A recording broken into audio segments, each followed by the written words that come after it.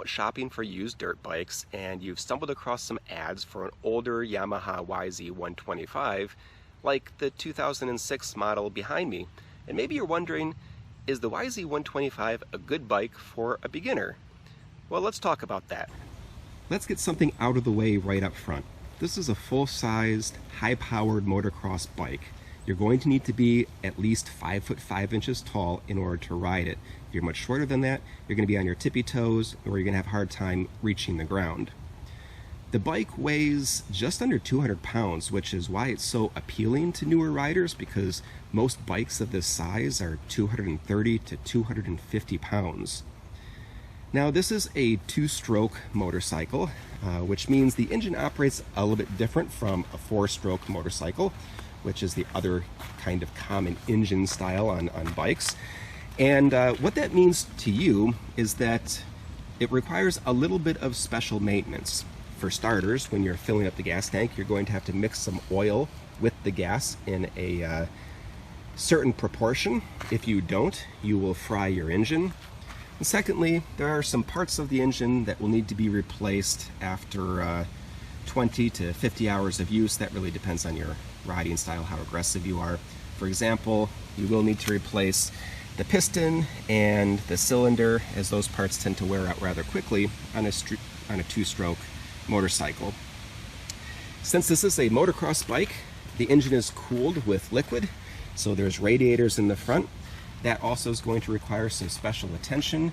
You will need to monitor those radiators for leaks, and you will eventually need to flush and refill your coolant, and you need to buy a certain kind of coolant that's safe for aluminum radiators.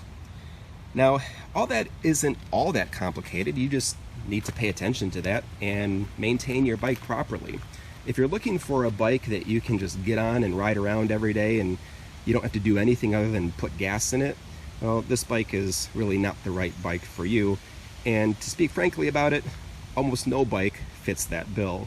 All bikes require some attention and maintenance to keep them running properly. But you're probably most interested in finding out, like, is this bike safe to ride for a new rider, or is the power just going to be too much? Can you even ride it slow? So I'm going to hop on this and putter around with it. I'm going to ride it like a beginner would ride it to see if it's comfortable and user-friendly. So let's start doing that.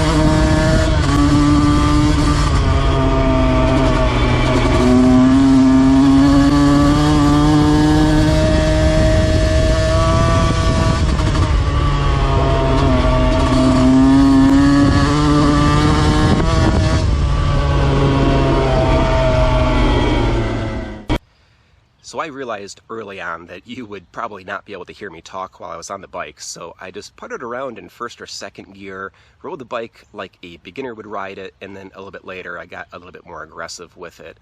And here's my feelings about it. I feel that you could handle this bike as a beginner. There's not a lot of torque at the lower RPMs, so the bike's quite manageable.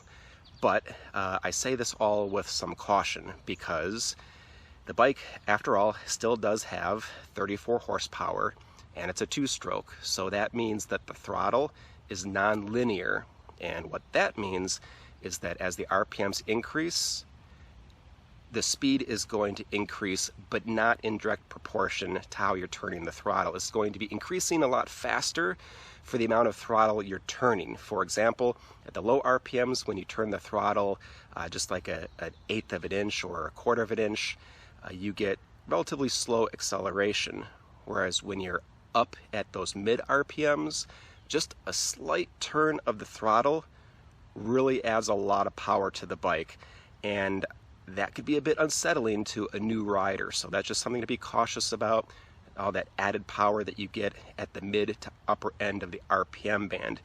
You don't want to lose control of the bike, you don't want it to slingshot out from under you, end up in a tree, and you down in a ditch.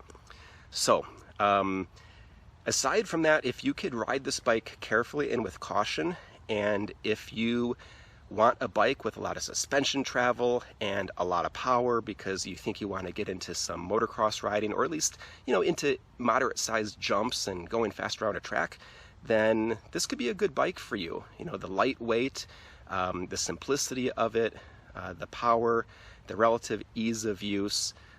This is why this bike is so popular. All right, so those are my thoughts about the YZ125. Hopefully this helps you make up your mind about what bike to get. And if it did, please like this video, subscribe to the channel.